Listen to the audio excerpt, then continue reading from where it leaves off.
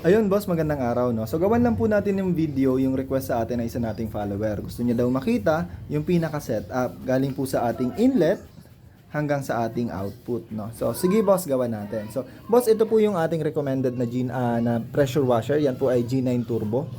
Working pressure niya boss ay 80 bar no. So yan po yung recommended natin mga boss. Ito siya boss yung pinaka setup. Ito po ay self-priming kaya po ito ay nakalubog na lamang sa ating timba.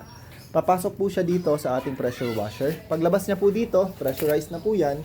Ngayon, naglagay po tayo dito, boss, ng ating quick connect para madali pong i-connecta yung ating injector set, no? So, ngayon, boss, pagkagaling po sa ating pressure washer, dito naman na po tayo sa ating injector set, no? So, dito, boss, manggagaling yung ating sabon.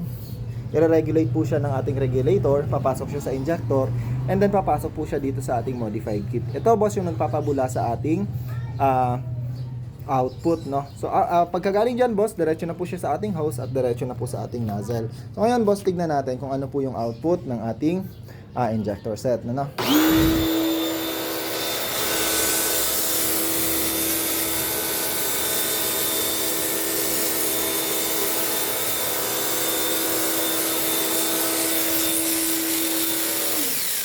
Boss. So, yan po yung pinaka-output ng ating injector set, ano, boss. So, kung gusto nyong malaman kung paano gumawa niyan, kung paano po mag-build ng ating injector set, no? Pwede po kayo mag-PM sa atin. Nagtuturo po tayo. May minimal fee lang po.